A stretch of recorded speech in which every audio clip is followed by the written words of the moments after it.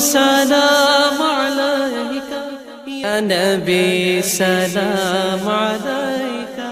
سب سے پہلے یہ نکتہ سمجھنا ہوگا کہ حضرت امام حسین رضی اللہ تعالی عنہ نے یزید کی بیعت سے انکار کیوں کیا، تو اس پر مفصل گفتگو درکار ہے۔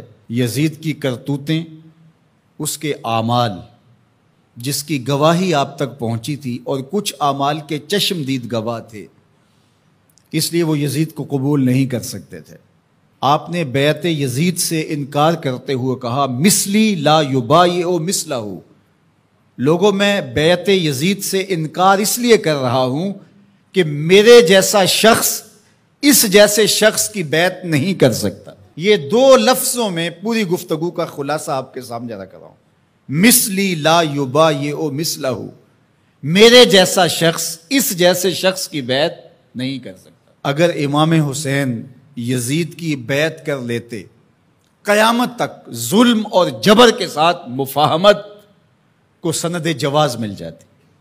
لوگ کہتے جب نواسہ رسول نے یزید کو قبول کر لیا، اس شخص نے یزید کو قبول کر لیا اس کے ظلم، جبر اور زیادتی کے باوجود، جس کو گٹی رسول نے دی تھی، جس کے کان میں اذان اور اقامت رسول نے کہی تھی، جس کو اپنا لعاب حضور منہ میں دیتے رہے، جو حضور کے کندھوں پہ کھیلتا رہا، حضور کے سینے پہ بیٹھتا رہا، حضور کی آغوش میں کھیلتا رہا، حضور علیہ الصلوۃ والسلام نے جس کی تربیت کی اور جس کو دنیا پر اپنے دو پھولوں میں سے ایک پھول قرار دیا، خون پیمبر، نواسہ رسول، جس کو حضور ابنی کہا، وہ ابن و بنتی، میرا بھی بیٹا ہے، میری بیٹی کا بھی بیٹا ہے، جس کو اپنا بیٹا قرار دیا، جب فرزند رسول ظلم سے مفاہمت کر لیتا ہے، جبر سے مفاہمت کر لیتا ہے، تو پھر مجھے بتاؤ کہ قیامت تک کوئی ظلم اور جبر کے خلاف کھڑا ہو پاتا؟ ایسا راستہ کھلتا کہ بند ہونے کا نام ہی نہ لیتا۔ تو حضرت امام حسین رضی اللہ تعالیٰ عنہ نے کہا مثلی لا یبایع مثلہ، میرے جیسا شخص تیرے جیسے سے بیعت کر ہی نہیں سکتا۔ اب جو واقعہ ہونے والا ہے، جو صورتحال درپیش ہے، کربلا میں جو کچھ ہوتا دکھائی دے رہا ہے وہ میری نظروں سے پوشیدہ نہیں ہے، میں دیکھ رہا ہوں کہ کیا ہونے والا ہے۔ آپ نے مقام بیضا پہ جو خطبہ دیا، راستے میں ایک مقام پڑتا ہے آیان و انصار کے ساتھ، اور آپ نے اس میں ایک تاریخ ساز جملہ ارشاد کیا جو آپ کے فلسفہ شہادت کو اجاگر کر دیتا ہے۔ آپ نے فرمایا لوگوں مجھے پتہ ہے میرے ساتھ کیا ہونے والا ہے۔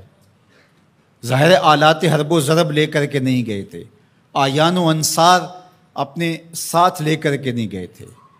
نواسہ رسول آواز دیتا کہ میرے ساتھ چلو، تو کیا وہ تنہا ہوتے؟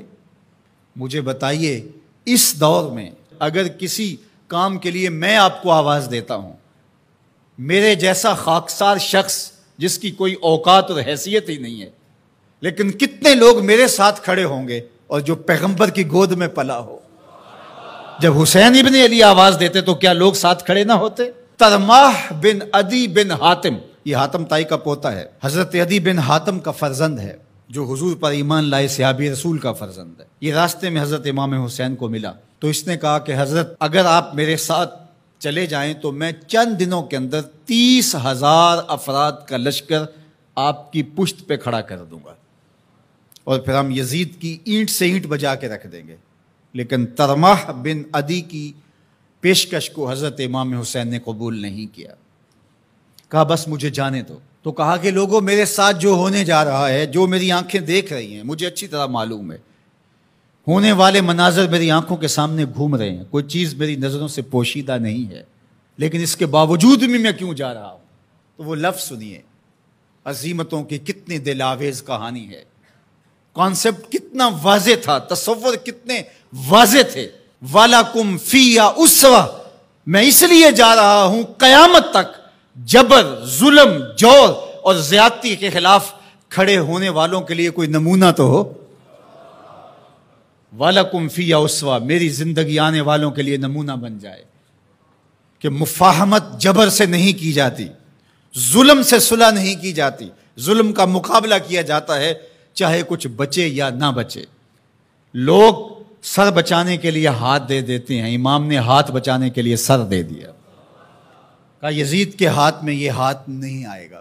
آج پوری دنیا کے اوپر آزادی کی جتنی بھی تحریکیں چلتی ہیں، حریت فکر کی جتنی تحریکیں چلتی ہیں، سارے حرارت خون حسین سے لیتے ہیں۔ گاندھی نے جب برطانوی سامراج کو للکارا تو اس نے اپنے لوگوں سے کہا کہ تم کہو گے کہ اتنے تھوڑے لوگوں کے ساتھ اتنی بڑی طاقت سے ٹکر لینا دیوار کے ساتھ سر پھوڑنے کے مترادف ہے، لیکن میرے سامنے حسین ابن علی کا اسوہ موجود ہے۔